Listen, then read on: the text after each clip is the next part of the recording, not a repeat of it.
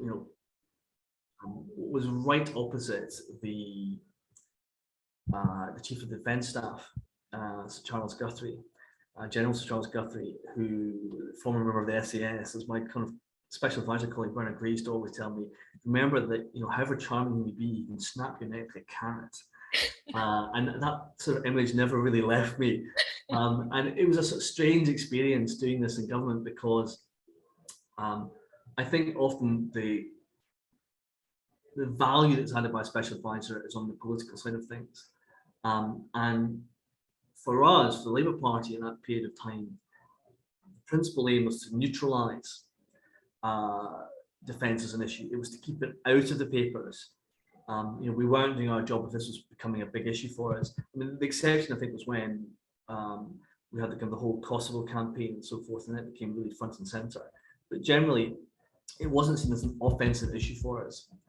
And so that, I think, limited to some extent the value add that I could bring to it. And I had also a colleague, Bernard Gray, who was an expert in defence policy.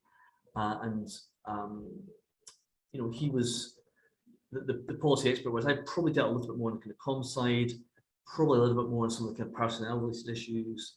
Maybe it was gays in the military, maybe it was First World War pardons, lots of side issues rather than, you know, big strategic defence review, you know, issues, which is what really Bernard dealt with.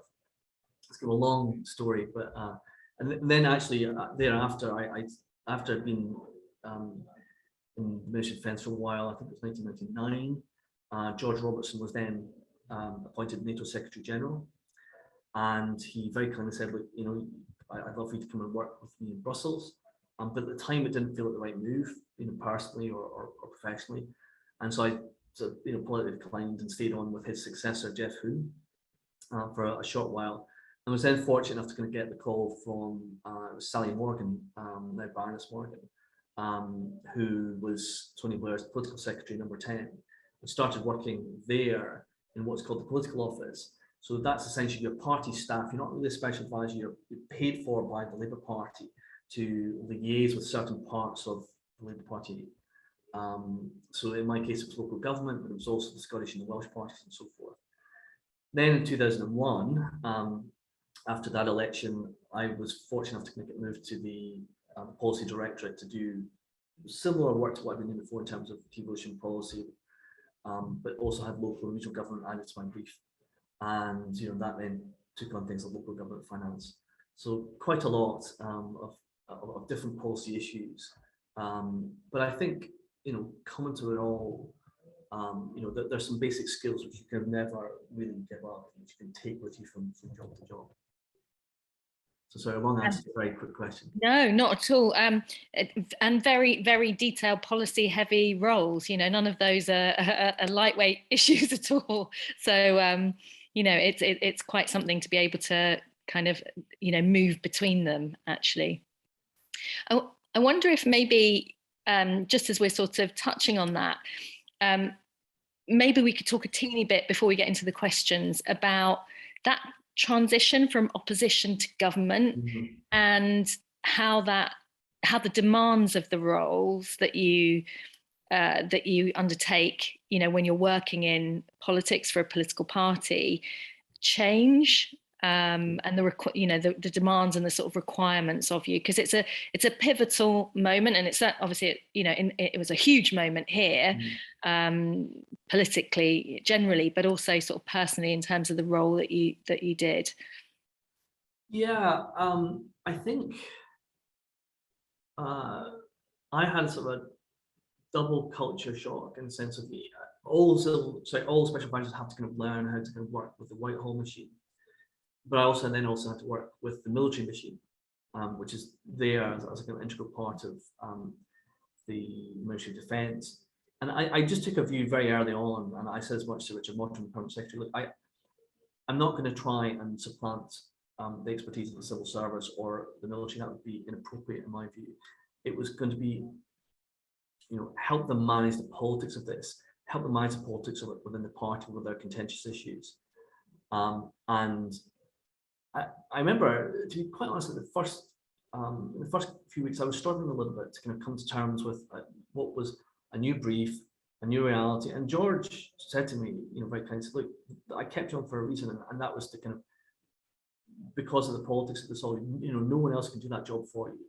And I think there's been a lot of talk about special advisors and whether they are too powerful.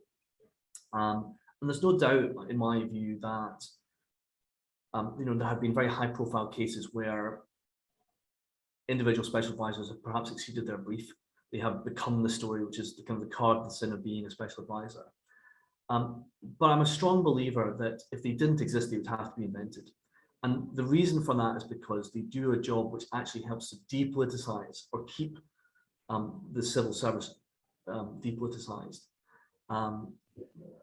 It means that the civil service don't have to get involved in party politics. And I think that's an important constitutional function which we forget. I also think they're important sometimes for helping the civil service understand what their Secretary of State is thinking, or what the Prime Minister may be thinking. It is very, very hard to get access to these people if you're, an ordinary, desk civil servant. And so being able to kind of say, well, I think this is where the Secretary of State would be going on this issue is, I think, hugely important to them. And I think providing respect each other's roles, it can work very well and very powerfully.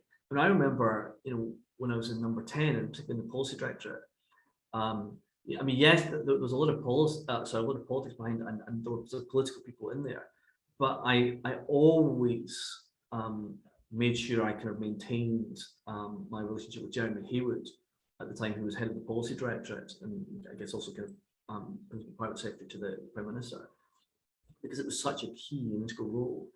And the benefit of somebody like Jeremy, and this was, sadly now he's left it, he was one of the most talented civil servants of his generation, was that he understood how to kind of get the Whitehall machine to work for ministers. And I think one of the things I found, you often see people who get parachuted into number 10 to try and sort out number 10. It is a hard place to work, partly because of the physical architecture of the place. You have lots of rooms. It's not, it's now more open plan than it ever was. But it can feel quite siloed at times.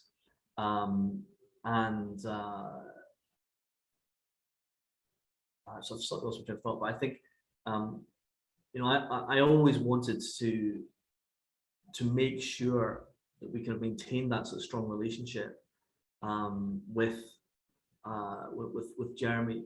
Also, my point was this, that some people brought in to try and manage the so-called dysfunctionality of number 10.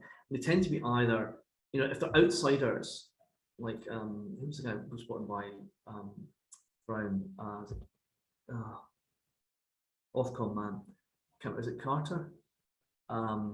Anyway, I think you either know the politics or you know how to use Whitehall, make Whitehall work for you. That's the two things that can really make a difference. Jeremy knew the latter. Sometimes you need someone to help manage the party. But if you don't know either, if you come from business, I think it can be quite a hard transition. And I think that's where some people sometimes fall down and fail. It also helps to kind of know the Prime Minister and to kind of be able to kind of guess what they may think on a daily basis. Mind reading. Yeah, sometimes. Yeah, yeah. That was a really good kind of sort of outline of some of those demands of the role. I wonder, shall we dive into the questions, because I know the scholars have got quite meaty questions. Well, tough questions as well. Yeah, the tough questions. I'm just going to take them in the sort of order that I can see people on my screen. So apologies for the random nature of the order for our scholars. So Lonvel, I think if we take yours first. Thank you. So I wanted to ask about voter apathy. And I started off with a preamble. I said voter apathy and low election turnout are well reported as being serious problems in British politics. These issues are not only important for the health of democracy, but are also an important consideration in which electoral strategies political parties adopt. The question is, in 2022, should political parties be focusing on mobilizing their core vote and risk alienating undecided and non-voters, or should they try and win over new supporters, even if this is at the expense of neglecting their base? It's a great question. I mean, I think I'll answer it, if I may, through the kind of lens of UK politics, because I think it does depend upon the nature of the electoral system. I think there are lots of arguments for and against our current electoral system, but it's the one we have, and I think it means if you want to achieve political power, I think you have to build as broad a coalition as you can. I think that was one of the reasons for the electoral success of New Labour, was that they were able to kind of reach out to people who had not traditionally voted Labour in the past. It can sometimes be hard to, firstly, to build that coalition and then also to maintain it within government, because when you get to government, you start to kind of make decisions which will alienate certain groups. But I think if you're looking at the Labour Party now, it is starting to get broaden out. It is starting to reach out to voters in London, the South East. They're trying to go win back the Red Wall. I think we've tried with both Ed Miliband and Jeremy Corbyn the strategy of maximising the core vote, and it didn't work.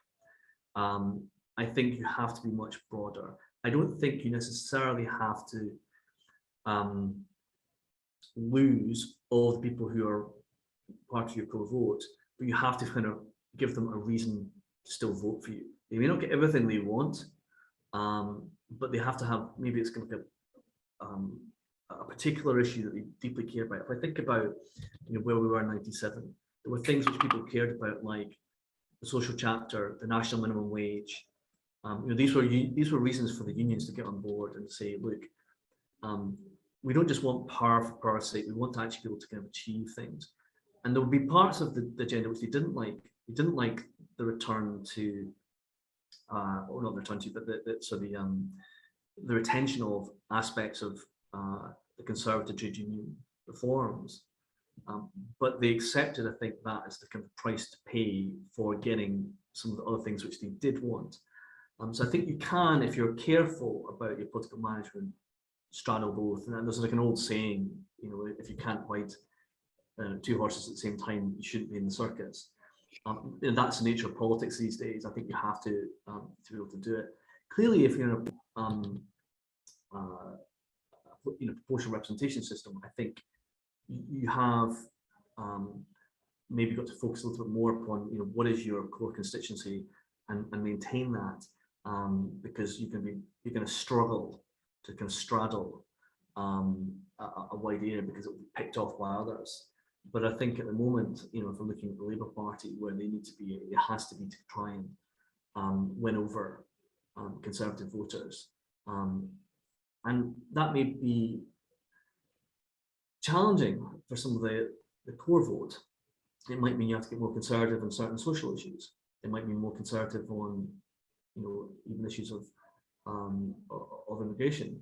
But I think one can make the case. I think one can make the case for the positive benefits of immigration. I think there are many. Is by being able to make the case for something like being able to make the case for managed migration and control migration, and being able to say we're taking an approach here which is sensible and balanced, rather than some of the kind of extreme policies which we've seen recently from the current government. We're getting a bit particle together, but that would be my kind of take on it. And I think at the root of your question is maybe a broader question. What is it that's causing all this voter apathy? Is it that people think we're all kind of the same? Are the political parties just the same? So therefore, there's no real choice. For some people, I think that is an issue. But I think, if anything, to me, politics in the UK and certainly in the US has felt much more polarized of late. There has been a lot of clear division and clear blue or red water between the various political parties. That I don't think is necessarily a problem. I think there's a lot of skepticism and to some extent justifiable skepticism, but whether or not politics can make a difference.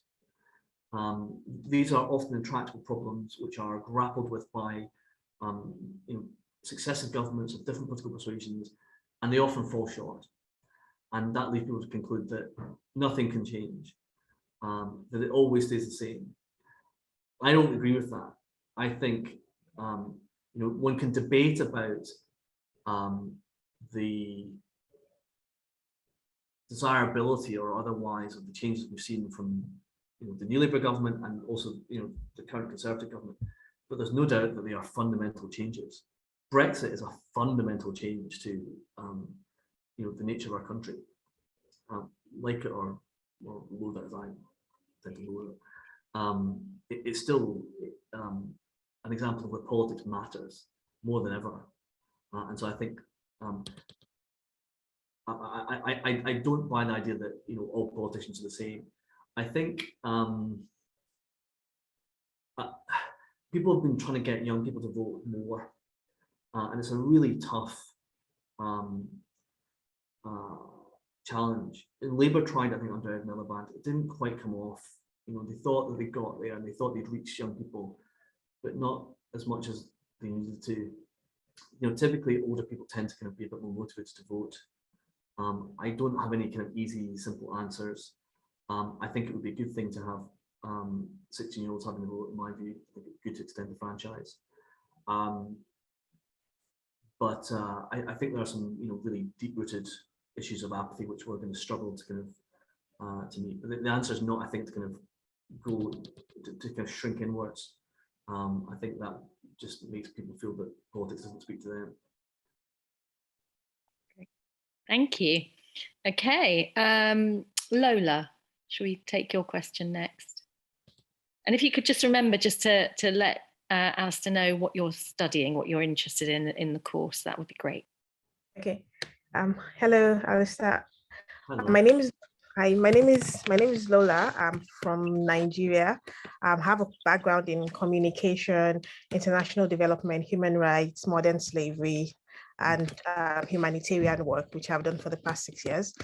I am interested in technology, innovation, and so most of my research and my internship has been at the Legal Innovation Lab Wales, and it's all about developing technological solutions to help solve or to help connect abusers, to help connect survivors of abuse to relevant services, especially developing countries where most of these services aren't necessarily provided by the government, but provided by local NGOs and civil society organizations. So using tech to kind of bring people together and solve, and help more survivors who may be in need of this service. So my question is, looking at, your work, working with the government and now in the private sector, my question is, what have you taken, what are there skills or things that you have learned working in the government sector that you have brought to eBay? Are there things also that you're learning and unlearning as well?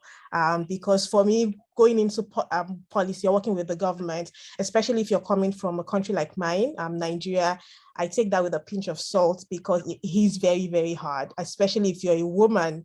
It's now, it's like double jeopardy. So I just wanted to learn from you, how have you managed that transition? And what do you think one can learn in the government that can help you in the private sector or even in the third sector?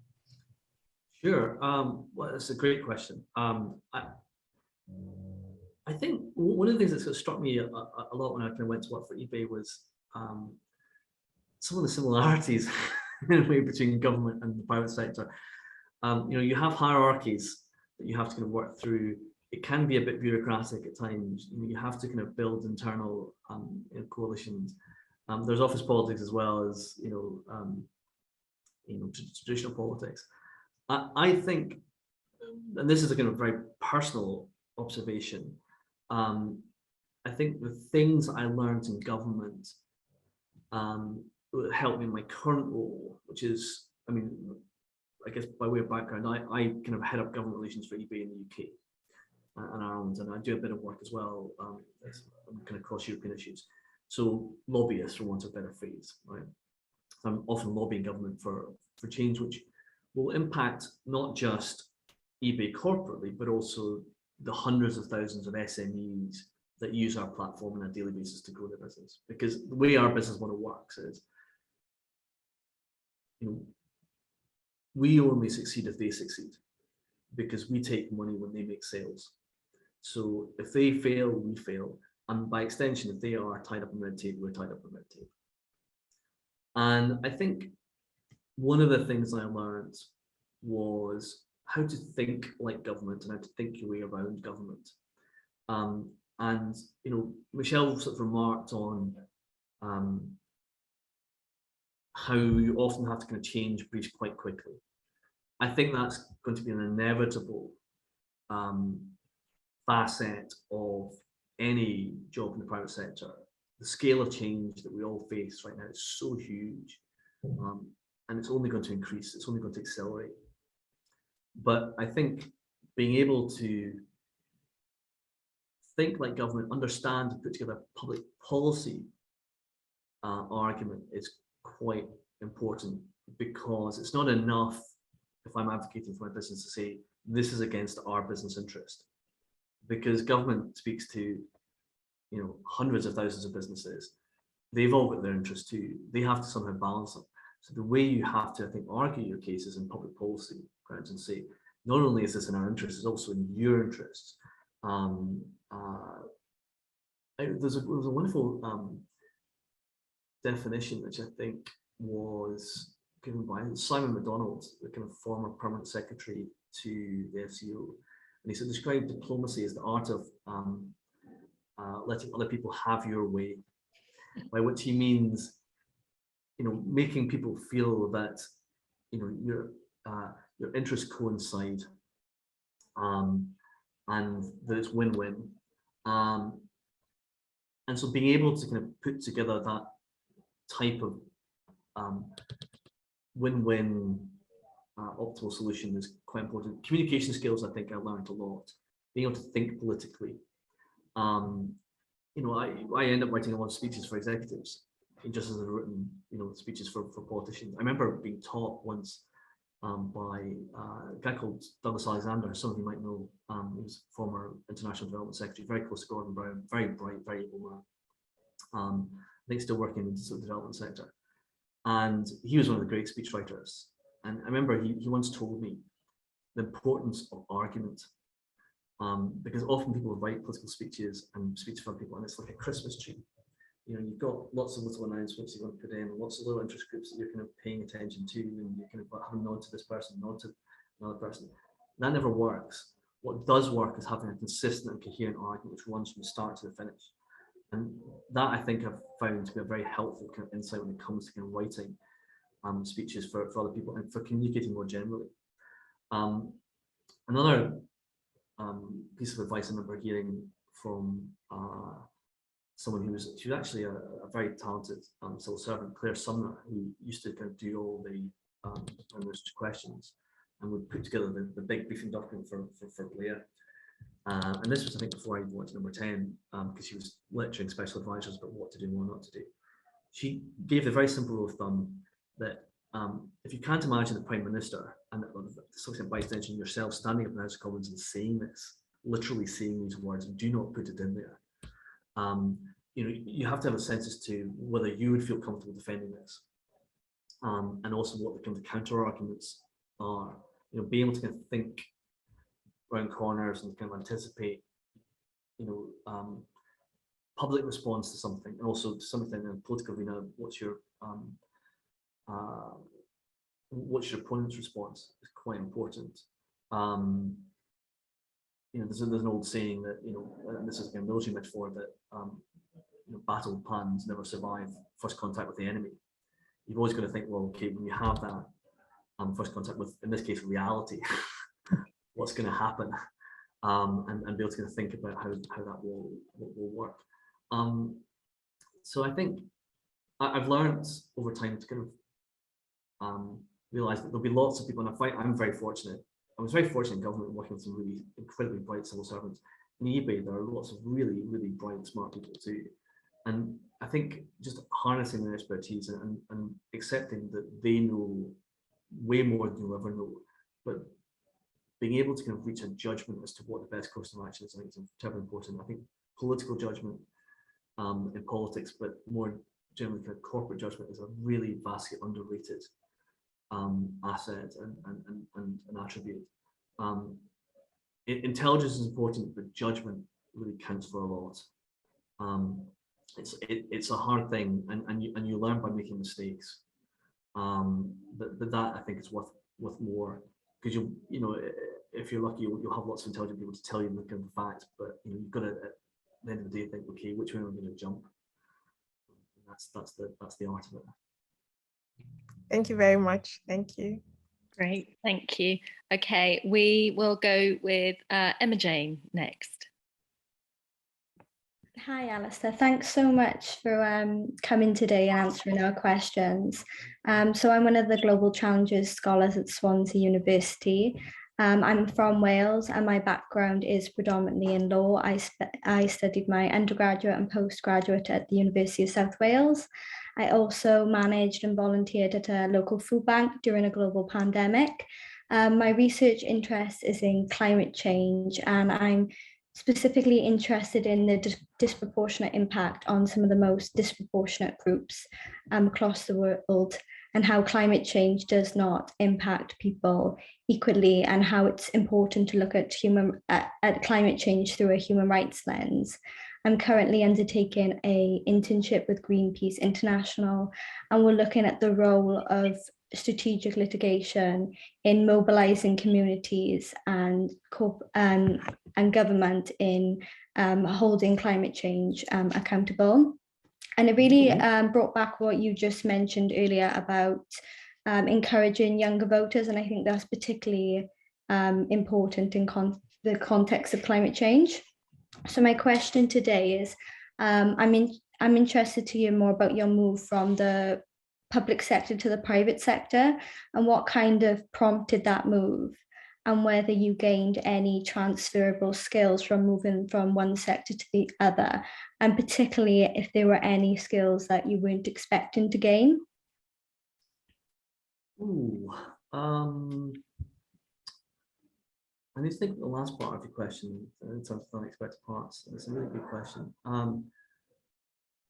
What motivated it was, I mean, I've been in politics for a long time, and I've been doing it for 13 years, and it's a hard job in terms of the toll it takes on you personally, and also the way the toll it takes on you, your family. I mean, I've worked with a lot of politicians. I mean, people ask me, "Would you ever run for office?" And my answer is always resounding no, because I've seen just how hard it can be, and I'm full of nothing but admiration for people who are prepared to do it.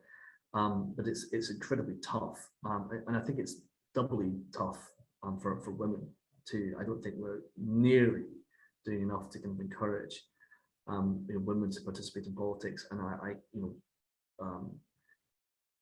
greatly admire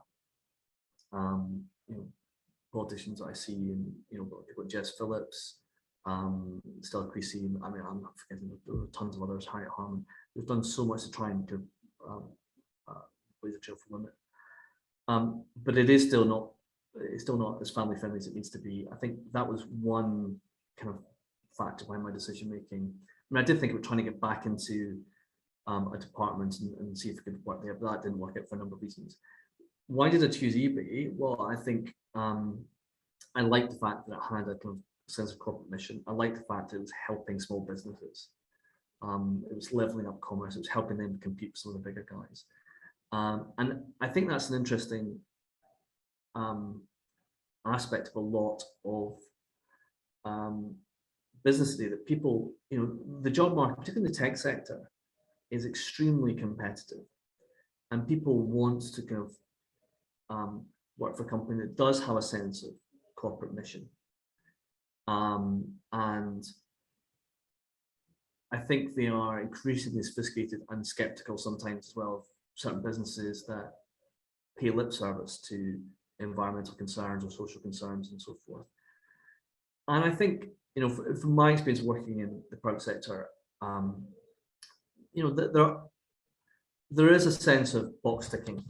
You get, you know, people will kind of produce their corporate sustainability report, and you kind of wonder, well, what's the point of that? And yes, the regulation is hugely important, but it's important that they're compliant with all that stuff. But I think the businesses which will survive in the future and maybe attract that sort of talent are the ones which have got that built into their business model a little bit more. I mean, one of the things I found quite attractive about eBay was that, you know, it helps promote recycling and reuse. But there'll be all sorts of other kind of environmental issues which we might talk about later. But you know, there are lots of other businesses which have got, you know, outstanding corporate missions, and I think people are looking increasingly to them as an employee and also as consumers to do the right thing. And I mean, it's interesting. I think so Lola, I think you mentioned that you were kind of looking at litigation. That's absolutely right. You know, that may well be one of the things which kind of forces is where the bad actors, the bad corporate actors, to really up their game, because quite a lot of the kind of big, you know, brands that you all have heard of, you know, they invest heavily in this. They're broadly doing the right thing. There are still issues with, you know,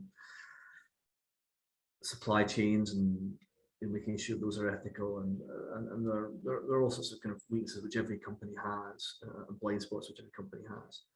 But you know, the ones to worry about are the ones who are just flouting the laws. And I think, you know, consumer boycotts have a role to play here, but, you know, hitting them financially, not just through, I guess, litigation, but also through regulators and through, you know, fines, really important. That's when then people start to kind of sit up and take notice, because it becomes a board issue. I don't know if I really answered your question, but in terms of things which I didn't expect to kind of learn,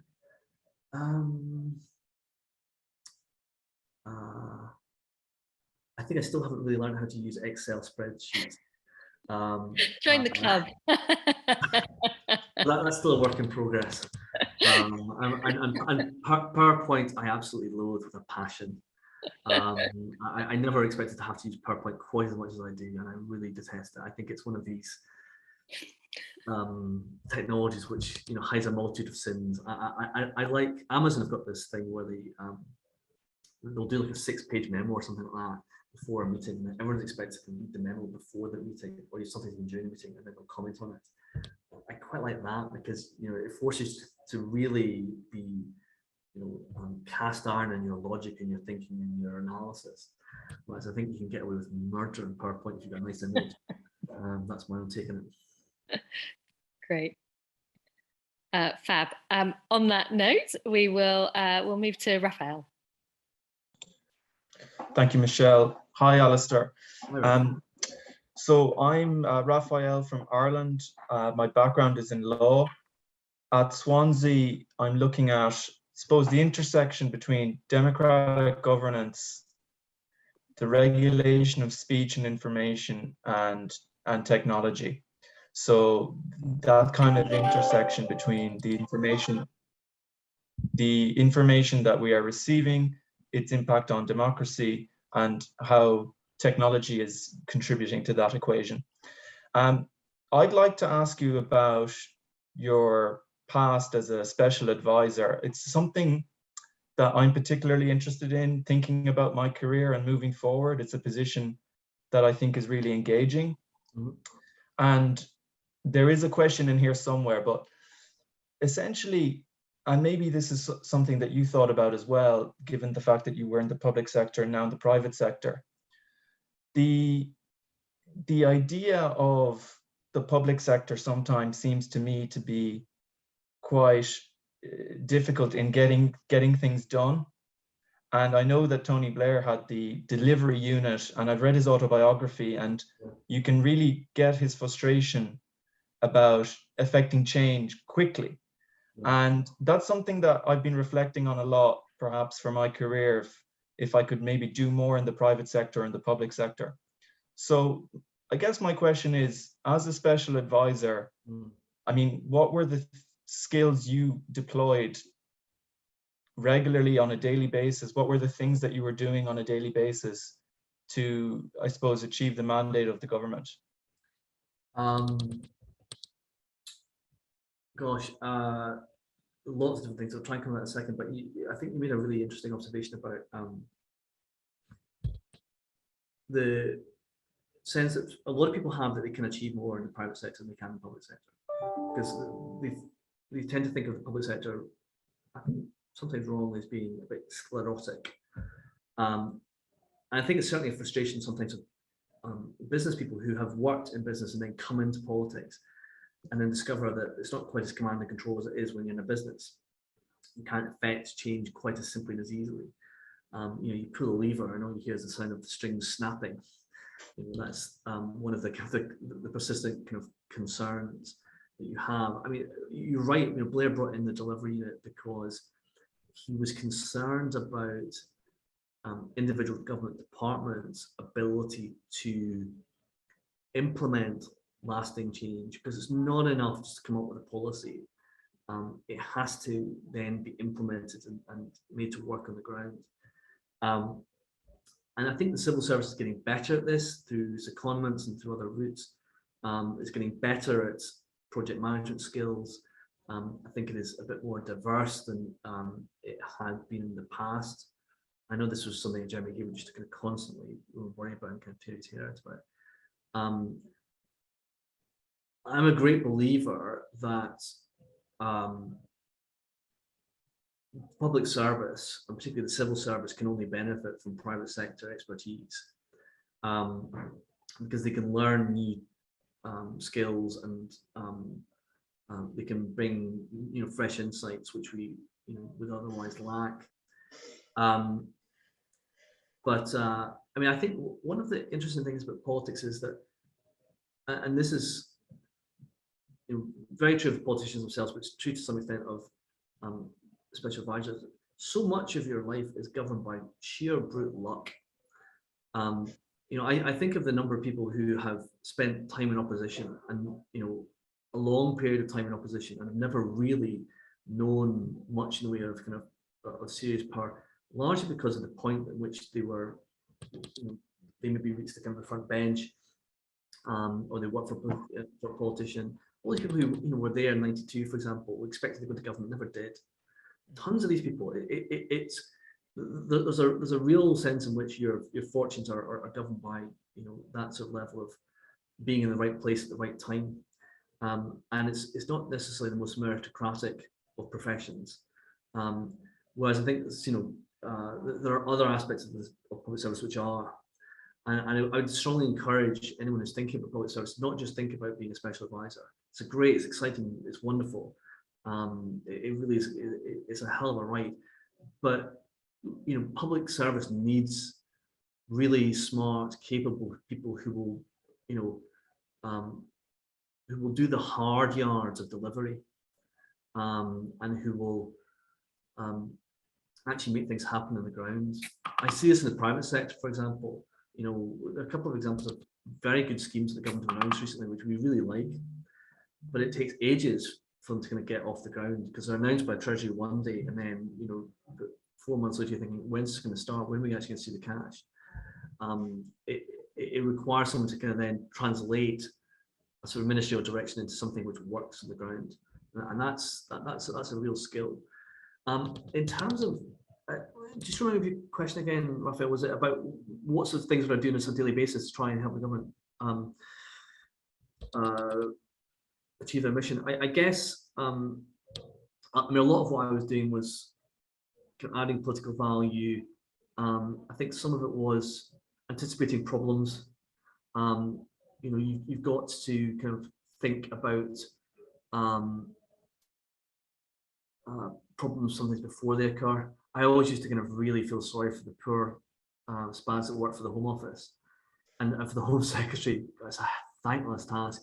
I'm sure that lurking in almost every single red box for the Home Secretary, there must be 2 or 3 political hand grenades just waiting there with the pin pulled out, ready to explode in them at any given time. It's really hard, and so being able to kind of think through, you know, where that might lead is quite important. And at the end of the day, you're still dependent on political support. You've still got to kind of win elections. You've still got to keep power and hold power as well. You know, Blair was a big one for saying that you know, power without principles is worthless, but principles without power is just as equally worthless, right?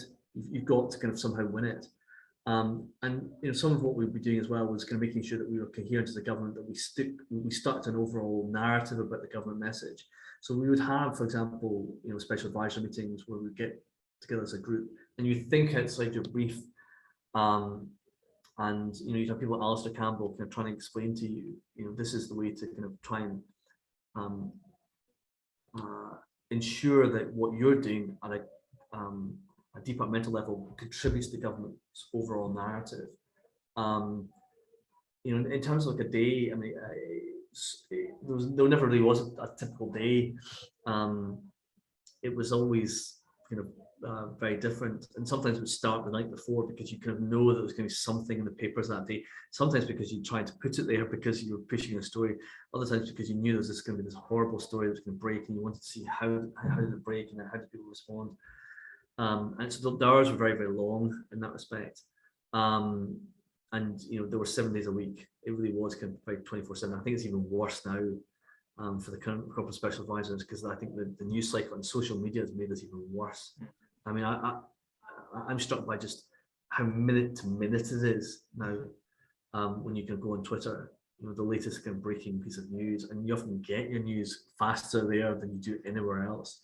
You know, we used to sometimes watch Sky News and know more about it than you did from, you know, speaking to someone in government. I remember actually coming through, it was, I remember 9/11.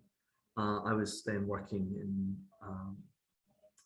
the political, I think it's still political office. Anyway, I'd been to a meeting, and it was then Stephen Barr's Department of Environment, Transport and Regions.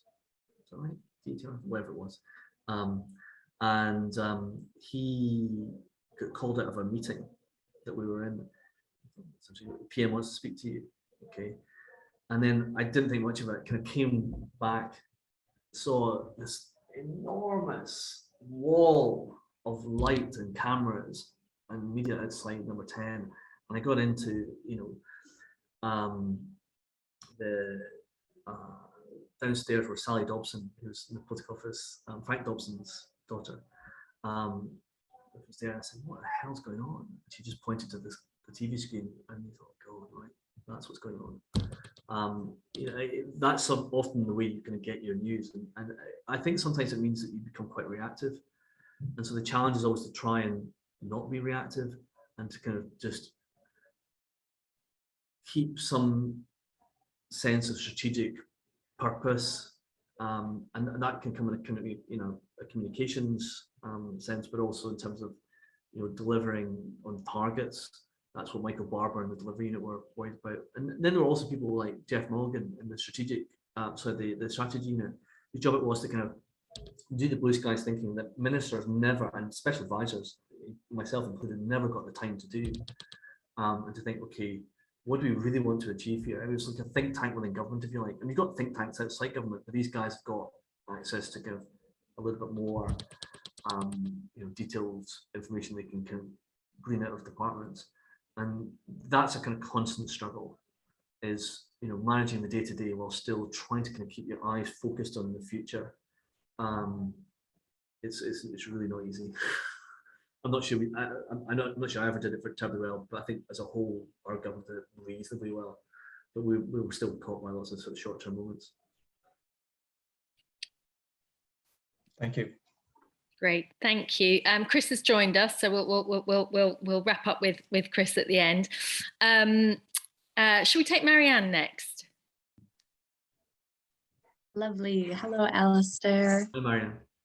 I am from New York State, and I did my undergraduate studies in environmental sustainability. And I'm particularly focused on the global food system and the kind of climate change and human rights impacts that that has, resource depletion, all that kind of stuff. So my question for you pertains to like a populist lobbying campaign that I read about that you had a hand in 2009, where eBay gathered like 750,000 signatures to try to affect EU competition laws. I was wondering if you could maybe talk a little bit about that process and the success you had there, and maybe what lessons you could share with us in terms of mobilizing support for other issues that are in the public eye. Sure. So gosh, it feels like a long time ago. It's 2009 we did that. And at the time when we did a petition, we're also a global team, and we've got lots of folks in the US who do a lot of kind of grassroots lobbying. And we've got the kind of community of sellers and also buyers who kind of care about issues which affect them. And we wanted to try and give them a voice, mobilize them. And the issue at stake was one of platform bans. So these were brands who were effectively saying to often small retailers, you're not allowed to sell our product on eBay or Amazon. And often the reason why they didn't want it was because they didn't really like the price competition which came with it. And they wanted it kind of boiled down to kind of resale price maintenance. And we knew that the Commission were looking at changing the rules in that area. And obviously the brands, intellectual property rights owners are often very well connected, very well resourced, and particularly in certain countries like France or Italy, they're politically very powerful. The kind of LVMHs of the world and so forth, and we wanted to try and give some sort of counterbalance to that, and so that's really what kind of, I guess, brought about the idea of a petition. And at the time, it was the biggest petition we'd ever done, and it got an unprecedented number of signatures. It was a lot at the time. But to answer your question, what difference did it make? It's hard to really tell, because you never know what you might have had you not done it. But were we ultimately successful in our political aims and our lobbying aims? No, we weren't. I don't think when we look at what we got in the end, we weren't entirely happy with it. And that may have been partly a function of the fact that in this case, largely the decision maker was the Commission, which was probably less susceptible to that kind of level of political pressure compared to MEPs or even the council. They are obviously susceptible to that. I think nowadays petitions feel a bit 10 a penny. There's so many of them. They're so easy to produce. I think people then and you've got to get massive numbers to even get noticed. Really massive. I mean, 750,000 people wouldn't even blink at now. You've got to get really huge numbers. I'm not sure it's the right thing to do now. In some ways, I think. Michelle might have some views about this too. I think that it's often when MPs start to consider their post bags bulge in a certain issue, and you kind of notice, I'm getting quite a lot of letters on this, I'd better find out about it. And when the constituents really start to write to them, and if it feels authentic, if it feels like genuine grassroots activity and not what we might call astroturf, so it's been sponsored by a kind of corporate interest. If it feels spontaneous, you kind of go, better think about this and get a view fast. I think politicians are more and more alive to it. I mean, they get so many emails now; it's ridiculous. It just gets swarmed with emails, but they do notice trends, and they'll monitor for that. So I think. I'm optimistic that kind of grassroots activity, properly done, and if it's reasonably spontaneous, albeit with some structure. So I think if everybody, you got to kind of coalesce behind, certain aims and solutions and so forth. You can't be completely disparate effort, but if it feels like it's spontaneous and it's genuine and authentic, I think it can be incredibly powerful still. And I'm a great believer as well that politicians are often overly influenced, and I think this was sometimes true of us, by the producer interest. The consumer interest, I think, is often not heard enough, and that's largely because they tend to be less well organised, and somebody has to organise them. And there are bodies that try and do it, and there's sort of, you know, lots of NGOs do great work. You guys, you know, I'm reading all your profiles, you all seem to be doing a huge amount of work in trying to kind of mobilise that at a grassroots level. My message would be that it can and it does work, and it also it does influence corporates. You know, there's a reason why you know, all these kind of big corporates have got, you know, social media managers who not only kind of are broadcasting, they're monitoring to see, you know, what people are saying about them on Twitter. And, you know, if they start to kind of detect a kind of a groundswell on something, they, you know, that will prompt a meeting internally, and they'll go, oh, what are we going to do with this issue? And that's, you know, that's important. You need to kind of make them sit up and think and take note. Does that answer your question? I don't know if it does. Yeah, and more. Thank you very much. Okay. Great. So I wasn't sure if I answered all the questions properly. No, that was great. So I think last but not least about scholars, Rua. Thank you, Michelle. It's lovely to see everyone.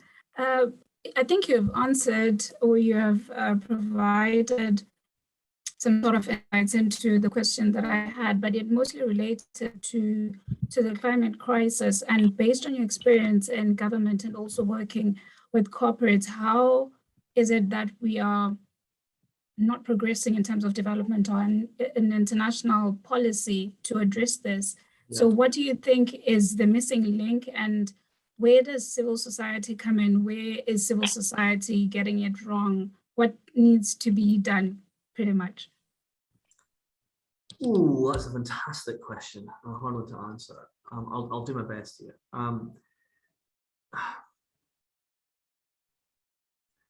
I think at the moment, as we saw at kind of COP26, there are real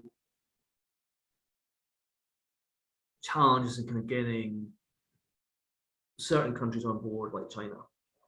And I think this is only going to get worse, and it won't just be China in the short to medium term, because I think you've got a situation whereby there are real economic concerns following the global pandemic. I think we're still kind of dealing with the impact of the 2008 financial crisis, some of the concerns around globalization. And then I think the pandemic hits, that does then create all sorts of kind of challenges in terms of growth. And I think inevitably that's going to mean that people will prioritize those concerns over environmental concerns. And I think it's going to make it harder for politicians to take some of the tough decisions, particularly in taxation, that might be required. So I think that's a kind of a fundamental challenge. That said, and you know, there's an old saying, you know, you never miss an opportunity to sort of, you know, turn a crisis into an opportunity.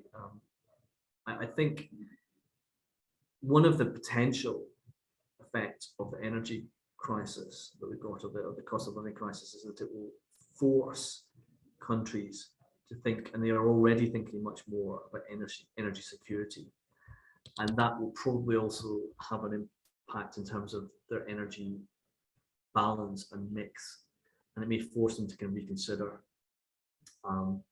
things like nuclear, renewables, and you know, that may help to kind of spur some of the action which is necessary. It's a, you know, maybe it's a strange point to make, but I was listening a while ago to something, I think it was on In Our Time. I always like to listen to Radio 4 podcasts.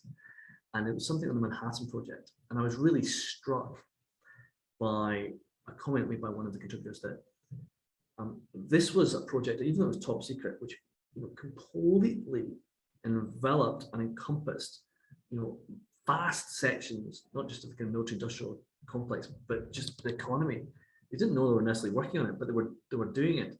And so, vast sections of industry went towards that kind of that aim. And I sort of think, we need something similar when it comes to, investment in green technology. I think the tipping point will really come when countries see investment in green technology as being a source of competitive advantage and comparative advantage as a nation. I was struck by the enormous technological leaps that were made during the Cold War. Look at the space race, right? And that was driven by ideological concerns. It was driven by a kind of desire, also kind of creating military concerns and so forth. But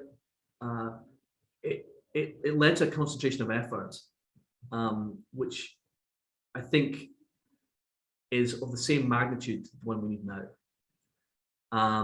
And there may be, whether there's the same kind of first mover advantage or not, I don't know, because I think it's easier when you're talking about nuclear technology. You can sort of preserve that as a secret to some extent, although actually a lot of it can leap very quickly, as we know historically. But with technology, people can now reverse engineer, and so maybe the kind of the gains which you get from your technologies will be short-lived. But nonetheless, I think the more we can make this an issue of national economic competitiveness, the better. Because then I think, just in the same way as what New Labour was quite good at doing, was combining this idea of social justice with economic prosperity and saying the two are interlinked. We have to be able to kind of make the argument that environmental sustainability and economic competitiveness are interlinked. Make it about people's pocketbooks. And I think as people are starting to pay more at the pump, that's driving people already, right, to kind of take up electric cars. Thinking, well, why should I do this? Why should I kind of pay, so much for petrol, for diesel? And so there may be opportunities in the current crisis to kind of accelerate some of the change, which I think is necessary. But it would be, I think, I fear it will be long, it will be hard. I don't think, candidly, our international institutions are fit for purpose. We maybe need to think about how we are able to kind of build coalitions of the willing as much as anything else. But I don't have any easy answers, and I'm afraid, and it's not my area of kind of specialization. But I think the same applies to business too. I think the more they can see that there are potential gains from, let's say energy savings or energy efficiency, the more they will invest in it. I see this, for example, in tech firms. They're investing in, solar farms because it costs an awful lot of money to cool and to keep cool these enormous server farms, which are kind of often sort of based out in the desert. They know they've got to kind of invest in that, and they want to kind of keep the cost down, so they invest in that solar technology. Others will probably follow suit, but it'll be a long, slow process. Great. I don't know if that answers your question, but my best stab at it. Great, thank you. So we're sort of almost out of time. Yvonne and Chris, is there anything that you wanted to ask Alasdair or comment on as we come to the end of our time? I'm Chris. Sorry, I'm sorry. Go ahead, Yvonne. Go ahead. Oh, thanks, Chris. No, I just wanted to say thank you very much, Alasdair, for your time. That was really fascinating. And it's interesting, one of the other sort of hats I wear is I'm in charge of the research environment in the School of Law. So basically thinking about our research culture, building collaborations. And there was a lot in common there when you were talking about your previous role and speaking kind of across silos, and also when you were talking about, you know, balancing between dealing with sort of the immediate pressures and the blue sky thinking. So yeah, it was surprising to me how much was relevant from that background to this job. I suppose one of the things we're thinking about at the moment is thinking about what we take from the pandemic in terms of our ways of working, our ways of building collaborations. And I wonder if you had any thoughts on that, the future of work after the pandemic.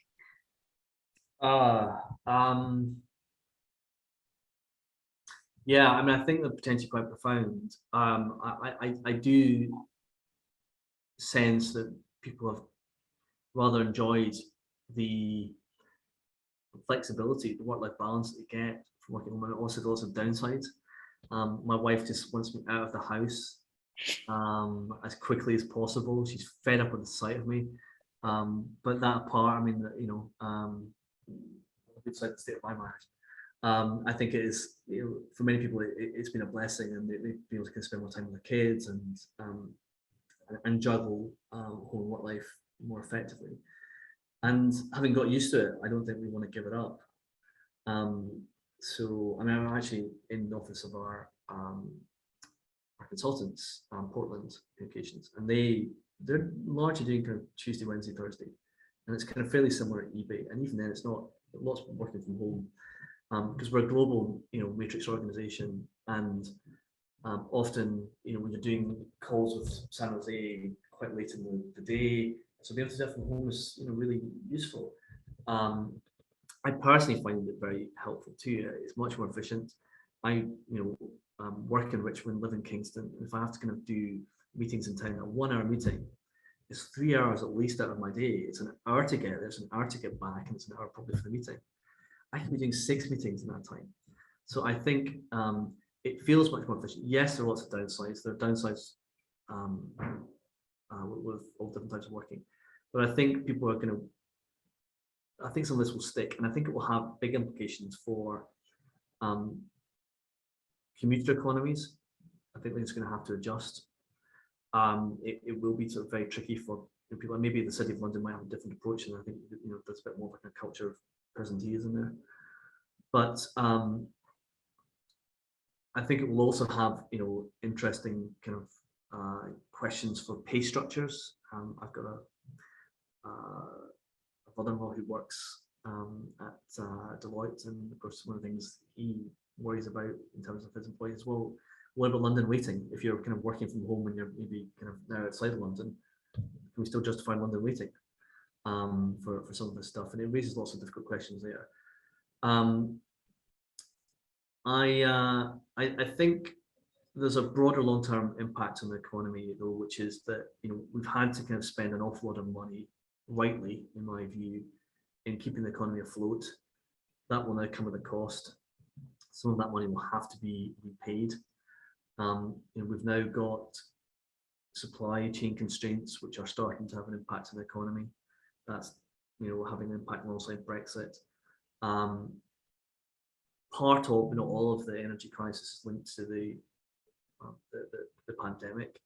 And so again, you know, we've got sort of inflation into the system. The concern has to be stagflation. I think all of that will have, you know, impacts in terms of the economy, but also it will constrain politicians in what they can and cannot do. In a world where they're already incredibly constrained, I don't think people really understand the enormous constraints under which they operate. I think if you were the Chancellor right now, you have a fairly unenviable task in sort of balancing the books. So I think the costs of COVID will be with us for some time, but also I think we haven't really begun to do it yet. And we haven't really had the kind of the whole public inquiry yet as to how we kind of dealt with the pandemic, and there'll be lots of lessons to be learned. And not necessarily all, in my view, not all of them will be critical to government. They may force us to question aspects of lockdown. And I say this as somebody who's a big supporter of lockdown, but, you know, it came at an enormous cost. And we may want to think about, were there with hindsight, it was probably the right thing to do at the time, given what we had. Are there better ways of managing the next pandemic? I don't think we've even begun to scrape the surface there and think about how we're going to do that.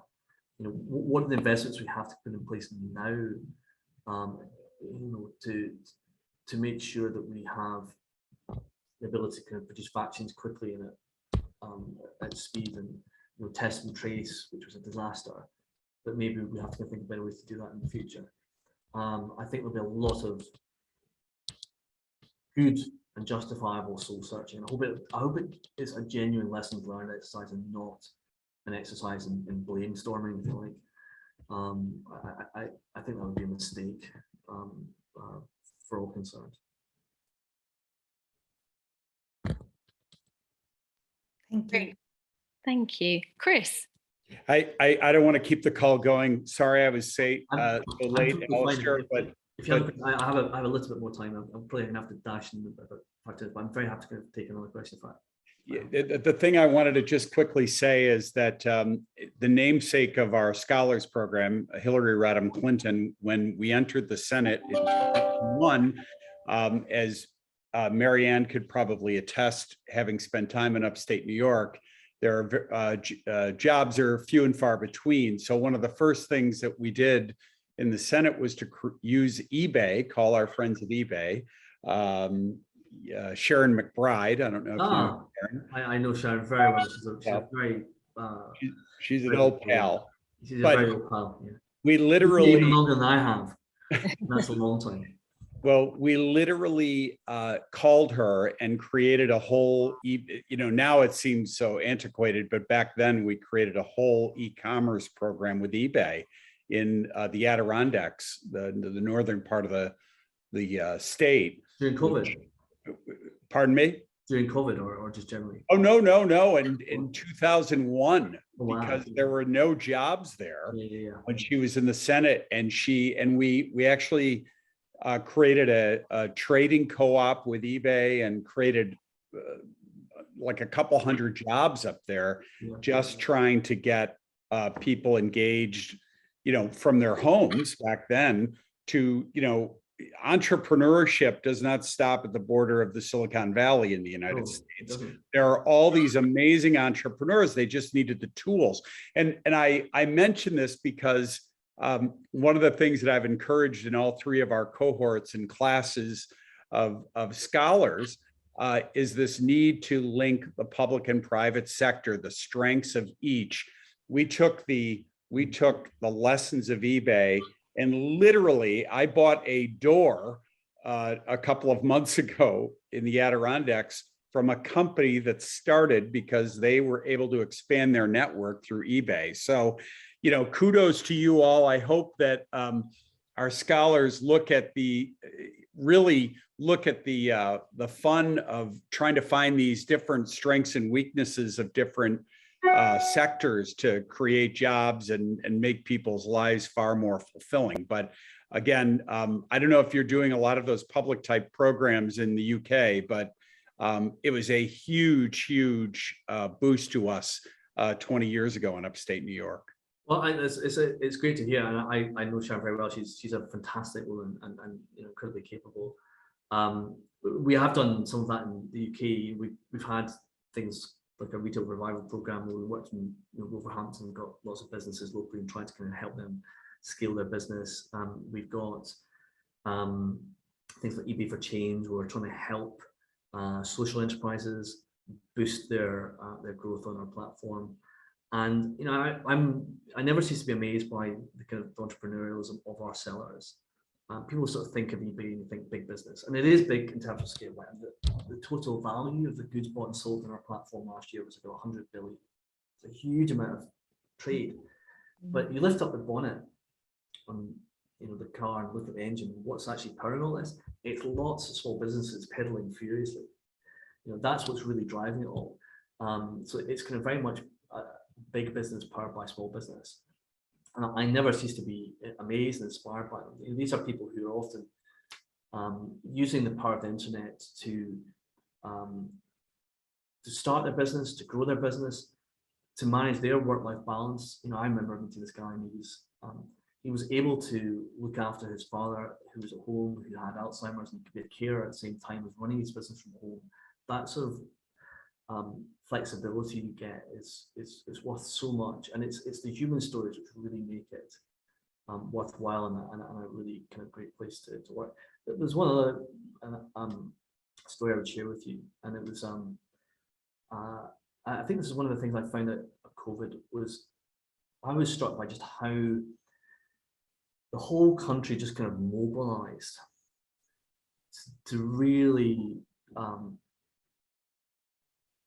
do whatever it took to make things happen. And this is a story about he's not our European MD, but he was at the time our UK MD, a guy called Rob Patrell. We got a call, or sorry, he got a call, I should say, from somebody who was ex-Google, Army reservist, and he said, look, we've got an issue here with PPE. We've been asked to come in and just get this out, not just to hospitals, but to kind of primary and social care. We've got all the kit.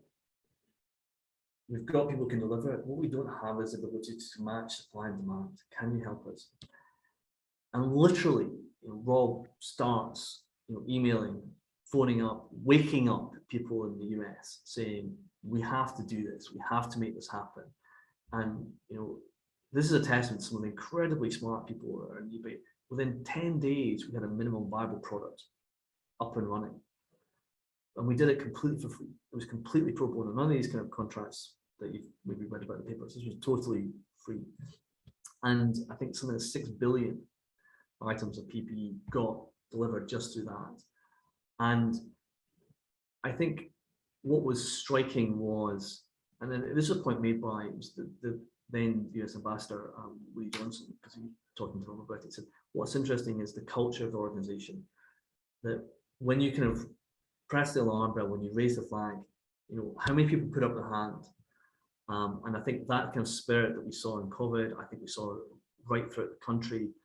And I hope that we retain some of that going forward, because I think that's going to be so important in helping us manage some of the challenges that we all face.